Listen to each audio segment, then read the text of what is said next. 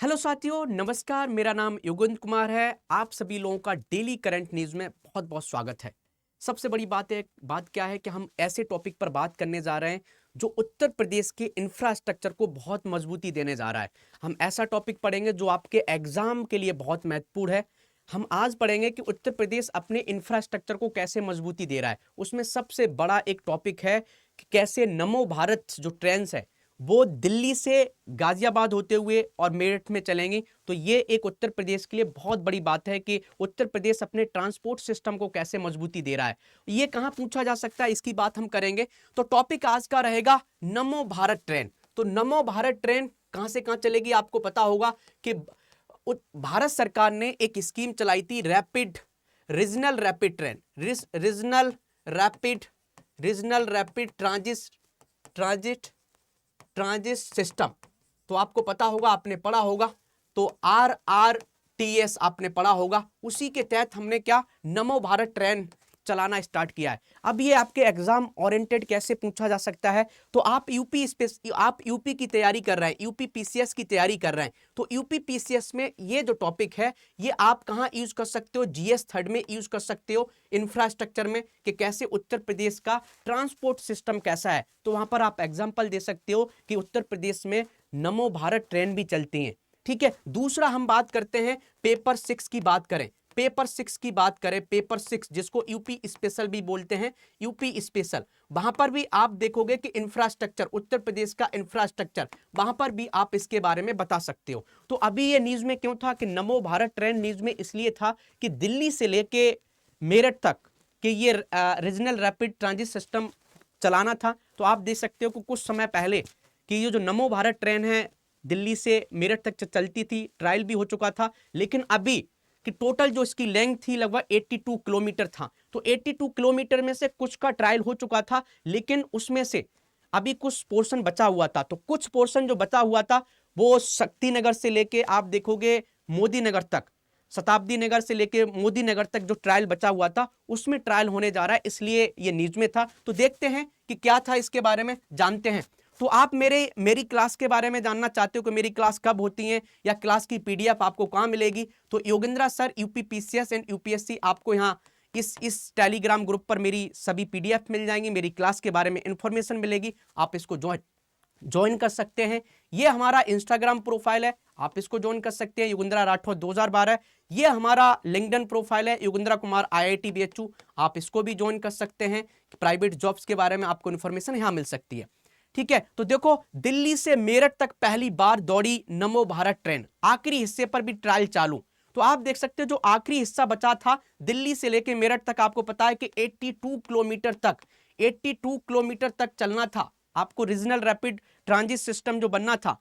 तो ये भारत का पहला था कि भारत का पहला नमो भारत ट्रेन जो चलना था वो दिल्ली से लेके गाजियाबाद होते हुए मेरठ तक चलना था। तो कुछ रूट पर पहले ही हमने चला लिया था, लेकिन अब जो एक पोर्शन बचा था वो ट्रेन शताब्दी नगर से लेके मोदीपुरम तक चलेगी, ये आपको पता होना चाहिए। तो देख लेते हैं। तो राष्ट्रीय राजधानी क्षेत्र परिवहन निगम एनसीआरटीसी ने गुरुवार को दिल्ली गाजियाबाद मेरठ कॉरिडोर के आखिरी हिस्से पर नमो भारत ट्रेन का ट्रायल शुरू कर दिया है। पहली बार दिल्ली मेरठ गाजियाबाद कॉरिडोर पर चलने वाली ये ट्रेन मोदीपुरम तक पहुंची। तो मतलब ये ट्रायल मोदीपुरम तक पहुंच गया है। एनसीआरटीसी से मिली जानकारी के अनुसार इस दौरान नमो भारत ट्रेन को शताब्दी नगर से मोदीपुरम के बीच चलाया गया है। पहली बार ट्रेन मेरठ के अंडरग्राउंड हिस्से से होकर गुजरी है। तो ये हमारे लिए एक बहुत बड़ी बात है कि ये जो ट्रेन बहुत स्पीड से चलेगी, इसकी स्पीड लगभग 180 किलोमीटर प्रति घंटा होगी। और ये मेरठ में आप देखो कुछ स्टेशन ऐसे बने हैं जो अंडरग्राउंड होंगे। तो आप देख सकते हो कि जब कोई स्पीड से चीज चलती है तो उसके लिए जो इंफ्रास्ट्रक्चर, बहुत उसमें टेक्नोलॉजी की नीड होती है। आप समझ सकते हो भारत बहुत कैपेबल है टेक्नोलॉजी में। तो आप समझ सकते हो कुछ स्टेशन अंडरग्राउंड भी बनाए गए हैं, तो ये भी यहाँ पर कंस्ट्रक्शन हुआ है। तो आप समझ सकते हो कि उत्तर प्रदेश अपने इंफ्रास्ट्रक्चर को कैसे मजबूत कर रहा है। दिल्ली से मेरठ को हाई स्पीड रेल संपर्क से जोड़ने की एक बड़ा कदम माना जा रहा है। एनसीआरटी से मिली जानकारी के अनुसार इस कॉरिडोर में कुछ स्टेशन अंडरग्राउंड भी होंगे, ये आपको पता होना चाहिए। अब देख लेते हैं कि नमो भारत ट्रेन का अब तक ट्रायल केवल उन दो हिस्सों पर सीमित था जो वर्तमान में चालू खंड के दोनों ओर स्थित हैं।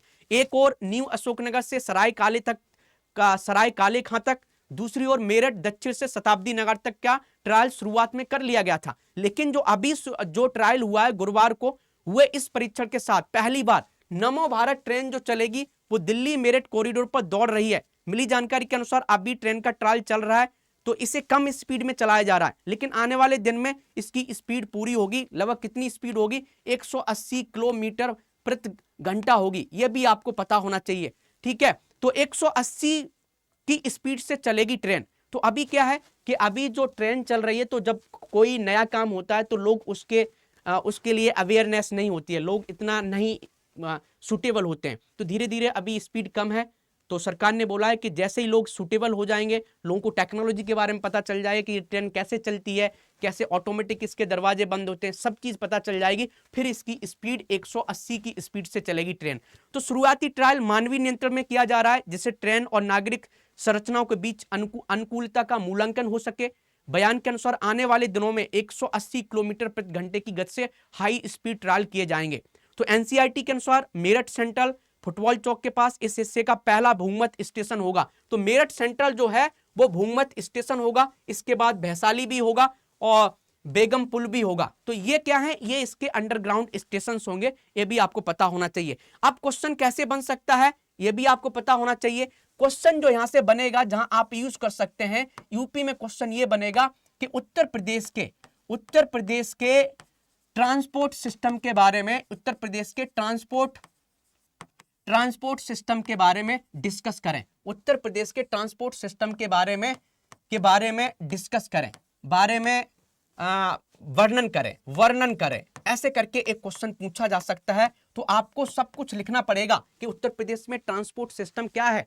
तो आपको एक आंसर का अप्रोच बता देते हैं, आप लिखते हो, हमारे टेलीग्राम ग्रुप पर भेज सकते हो। एक आपको अच्छे से परिचय लिखना पड़ेगा कि ट्रांसपोर्ट सिस्टम क्या होता है। उसके बाद आपको मुख्य बॉडी सही से लिखना होगा कि मुख्य भाग में आपको आंसर लिखना होगा। फिर आपको एक तरीके से निष्कर्ष लिख देना है। इस तरीके से आंसर कंप्लीट हो जाएगा। अब क्या करना है? परिचय में आपको क्या है, ट्रांसपोर्ट सिस्टम क्या है।